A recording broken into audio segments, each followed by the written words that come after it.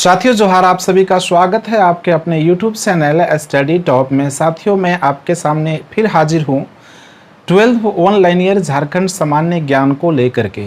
दोस्तों पीछे वाले वीडियो में एक नीतीश कुमार का कमेंट आया है जिसमें उन्होंने श्योर होना चाहा है कि क्या सर एक कंटिन्यू सीरीज चलता रहेगा।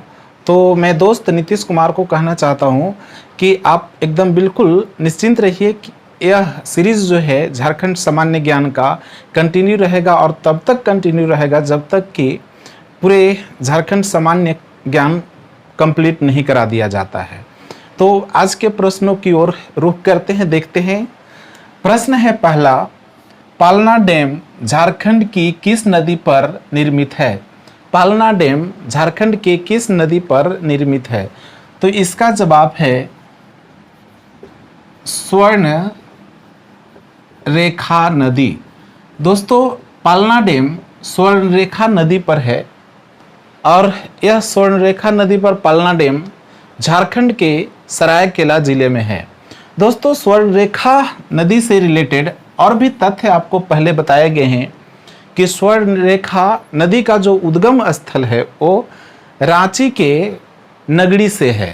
रांची से लगभग दक्षिण पश्चिम 15 किलोमीटर दूरी पर एक नगरीय स्थान है और वहीं से स्वर्णरेखा नदी निकलती है और सरायकेला में यह पालना डैम स्वर्णरेखा नदी पर निर्मित है। अगला प्रश्न है, झारखंड के पहले राज्यपाल कौन थे? दोस्तों 15 नवंबर 2000 को झारखंड एक नवगठित राज्य बना था, अस्तित्व में आया था। तो इसके पहले राज्यपाल प्रभात कुमार थे। प्रभात कुमार, इनका कार्यकाल झारखंड के पहले राज्यपाल के रूप में 15 नवंबर 2000 से 3 फरवरी 2002 तक रहा था। दोस्तों आपको इसके साथ ये भी तथ्य याद रखना जरूरी है कि झारखंड के पहले मुख्यमंत्री कौन थे, प्रथम मुख्यमंत्री कौन थे? तो वो थे बाबूलाल मरांडी। बाबूलाल मरांडी झारखंड के प्रथम मुख्यमंत्री रहे हैं। एग्ज़ाम में एक बार मैंने खुद सवाल को देखा कि सवाल इस तरह था, झारखंड के प्रथम गैर आदिवासी मुख्यमंत्री कौन हैं? सवाल को जरा समझने की कोशिश कीजिए। झारखंड के प्रथम गैर आदिवासी मुख्यमंत्री कौन हैं? उसमें ऑप्शन था बाबूलाल मरांडी, शिबू सोरेन, रघुवर दास, अर्जुन मुंडा। तो दोस्तों अधिकतर कैंडिडेट्स ने ऑप्शन ए को ही क्लिक किया, यानी कि बाबूलाल मरांडी को, जबकि ये रॉन्ग आंसर है क्योंकि सवाल ये कह रहा है कि प्रथम गैर आदिवासी। यहाँ पे प्रथम मुख्यमंत्री की बात नहीं की जा रही है, गैर आदिवासी मुख्यमंत्री की बात की जा रही है। तो गैर आदिवासी मतलब कि आदिवासी न होना, तो पहला रघुवर दास रहे हैं जो गैर आदिवासी झारखंड के मुख्यमंत्री रहे हैं। तो इस तथ्य को भी याद रखेंगे, झारखंड के प्रथम मुख्यमंत्री श्री बाबूलाल मरांडी रहे हैं और गैर आदिवासी मुख्यमंत्री की सवाल की जाए तो श्री रघुवर दास रहे हैं। दोस्तों झारखंड के प्रथम राज्यपाल प्रभात कुमार, और ये भी तथ्य याद रखेंगे कि झारखंड के प्रथम विधानसभा अध्यक्ष श्री इंदर सिंह नामधारी रहे हैं और इनका कार्यकाल 22 नवंबर 2000 से 29 मार्च 2004 तक चला था। और वर्तमान में जो झारखंड के राज्यपाल हैं रमेश बैस, वो झारखंड के 10वें राज्यपाल के रूप में अपना कार्यभार ग्रहण किए हैं। रमेश बैस 7 जुलाई 2021 को अपना कार्यभार ग्रहण किए हैं झारखंड के 10वें राज्यपाल के रूप में। अगला प्रश्न की ओर बढ़ते हैं। पहला नागवंशी राजा कौन था? पहला नागवंशी राजा कौन था? दोस्तों पहले के ही झारखंड सामान्य ज्ञान के क्लास में मैंने आपको बताया है कि झारखंड के छोटा नागपुर में नागवंशी राजा राज किया था, नागवंश का। तो इस नागवंश की स्थापना फनी मुकुट राय ने किया था। यानी कि इसका जवाब है पहला नागवंशी राजा फनी मुकुट राय थे। कौन थे? फनी मुकुट राय। और ये भी याद रखिएगा साथ में कि अंतिम नागवंशी राजा चिंतामणि मणिनाथ शाहदेव थे। तो ये दोनों तथ्य आपको याद रखना है। नागवंशी राजा जो पहला थे वो फनी मुकुट राय और अंतिम चिंतामणिनाथ शाहदेव थे। अगला प्रश्न है चौथा, 1914 ईस्वी में कौन सा आंदोलन हुआ था? 1914 ईस्वी में झारखंड में कौन सा आंदोलन हुआ था? आंसर है टाना भगत आंदोलन। टाना भगत आंदोलन दोस्तों सवाल में देखिए दिया हुआ है 1914 ईस्वी में हुआ था। याद रखिएगा 1914 ईस्वी में प्रारंभ हुआ था और 1920 ईस्वी तक चला था। 1914 में प्रारंभ हुआ और 1920 ईस्वी तक चला था और इसका नेतृत्व किया था जतरा भगत ने। यह आंदोलन टाना भगत कब चला था? 1914 ईस्वी में। इसका नेतृत्व कौन किया था? जतरा भगत ने। ये भी तथ्य को याद रखेंगे। अगले प्रश्न की ओर बढ़ते हैं। मलेर किस जनजाति का दूसरा नाम है? दोस्तों झारखंड में निवास करने वाले मलेर जो जनजाति हैं उनको झारखंड में अन्य दूसरे नाम से भी जाने जाते हैं। सवाल यही पूछ रहा है और वो है शौर्या पहाड़िया। मलेर को शौर्या पहाड़िया के भी नाम से जाना जाता है। इनका पेशा होता है बांसों के टोकरी आदि बनाना। झारखंड में लगभग सभी जिला में ऐसे संथाल में ज़्यादा पाए जाते हैं। इसके अलावा अन्य राज्य छत्तीसगढ़, मध्य प्रदेश, बिहार में भी ये जनजाति पाए जाते हैं। अगला प्रश्न है केंद्रीय ईंधन अनुसंधान संस्थान कहाँ स्थित है? दोस्तों याद रखिएगा केंद्रीय ईंधन अनुसंधान संस्थान पहली बार जादूगोड़ा में स्थापित किया गया था। जादूगोड़ा पूर्वी सिंहभूम में है, लेकिन 1946 ईस्वी में जादूगोड़ा से स्थानांतरित कर धनबाद जिले में इसको स्थापित किया गया। कब? 1946 ईस्वी में। तब फिर इसके नाम के साथ एक और शब्द जोड़ दिया गया, केंद्रीय ईंधन अनुसंधान एवं खनन संस्थान। केंद्रीय ईंधन अनुसंधान एवं खनन संस्थान जोड़ दिया गया है, जो धनबाद में है और इसकी स्थापना 1946 ईस्वी में किया गया था। अगला प्रश्न है साथियों, झारखंड में उर्वरक का प्रथम कारखाना कहाँ स्थापित किया गया था? झारखंड में उर्वरक का प्रथम कारखाना कहाँ स्थापित किया गया था?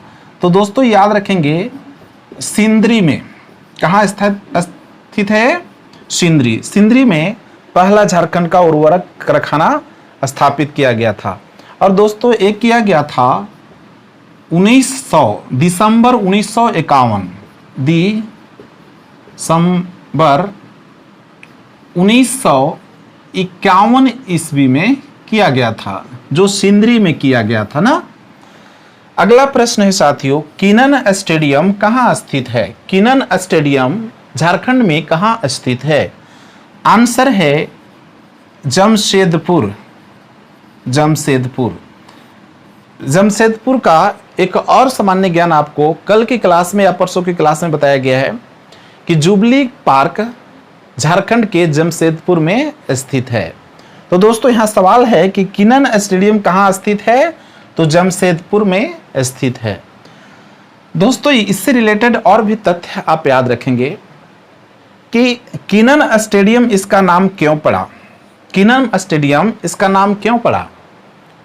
तो दोस्तों टाटा स्टील कंपनी में एक विदेशी व्यक्ति जिनका नाम जॉन लॉरेंस किनन था, 1913 ईस्वी में भारत में टाटा स्टील कंपनी जो जमशेदपुर में है बतौर फोरमैन के काम करने आए थे और उन्होंने 25 वर्ष की लगातार सेवा दिया टाटा स्टील कंपनी में। और 1937 ईस्वी में जब यहाँ से स्वदेश वापस जाने लगे तो इनके याद में किनन स्टेडियम बनाया गया है। उनका नाम क्या था? John Lawrence किनन। और इस किनन स्टेडियम का उद्घाटन 22 नवंबर 1939 ईस्वी को किया गया था। 22 नवंबर 1939 ईस्वी को किनन स्टेडियम का उद्घाटन किया गया एस गांधी द्वारा। किनन स्टेडियम में 7 दिसंबर 1983 ईस्वी में 7 दिसंबर 1983 ईस्वी में पहला इंटरनेशनल मैच खेला गया था वेस्ट इंडीज के विरुद्ध। ये भी तथ्य याद रखेंगे, 7 दिसंबर 1983 ईस्वी में वेस्ट इंडीज के विरुद्ध पहला इंटरनेशनल मैच खेला गया था। इस किनन स्टेडियम की कैपेसिटी 19,000 दर्शकों का है। चलिए अगले प्रश्न की ओर बढ़ते हैं। भूमिज विद्रोह के नेता कौन थे? भूमिज विद्रोह के नेता कौन थे? आंसर है गंगा नारायण सिंह। गंगा नारायण सिंह भूमिज विद्रोह के नेता थे और यह विद्रोह 1932-33 ईस्वी में चला था। छोटा नागपुर के मेदना स्थान पे चला था, जो मेदना स्थान वर्तमान में पश्चिम बंगाल में है। अगला प्रश्न है, जैन धर्म के पहले तीर्थकर कौन थे? जैन धर्म के पहले तीर्थकर कौन थे? आंसर है ऋषभ देव। याद रखेंगे, जैन धर्म के पहले तीर्थकर ऋषभ देव थे और जैन धर्म के अंतिम तीर्थकर वर्धमान जिन्हें महावीर के नाम से जाने जाते हैं। महावीर जैन धर्म के 24वें तीर्थकर थे और अंतिम तीर्थकर। अब तक जैन धर्म में 24 तीर्थकर हुए हैं, जिनमें मैंने पहले बताया है कि 23वें तीर्थकर पार्श्वनाथ, जो झारखंड के गिरिडीह जिले के पारसनाथ पहाड़ का नाम उनके नाम पर पड़ा। वर्धमान का जन्म 540 ईसा पूर्व कुंडग्राम, जो वर्तमान में वैशाली के नाम से जानते हैं बिहार में, वहाँ पे हुआ था और इनकी मृत्यु 468 ईसा पूर्व हुआ था महावीर की। याद रखेंगे।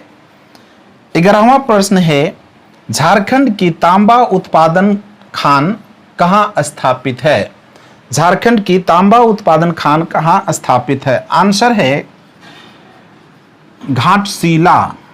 झारखंड में घाटशिला में तांबा उत्पादन खान है, जो पूर्वी सिंहभूम में है। पूर्वी सिंहभूम में यह स्थान है घाटशिला, जहां तांबा उत्पादन की खान है। अगला प्रश्न और लास्ट प्रश्न है, चंद्रपुरा ताप विद्युत गृह किस जिले में है? चंद्रपुरा ताप विद्युत गृह भारत का सबसे पहला ताप विद्युत गृह है। वो झारखंड के किस जिले में है? आंसर है बोकारो जिला। यह ताप विद्युत गृह 7 जुलाई 1948 ईस्वी को स्थापित हुआ था। 7 जुलाई 1948 ईस्वी को बोकारो में भारत का सबसे बड़ा और पहला ताप विद्युत गृह स्थापित किया गया था। इसमें 4760 मेगावाट बिजली उत्पादन करने की क्षमता थी। तो साथियों, ये रहा आज के क्लास का पूरा सामान्य ज्ञान। अगले कड़ी में फिर मिलेंगे अगले दिन। तब तक आप सभी को जोहार।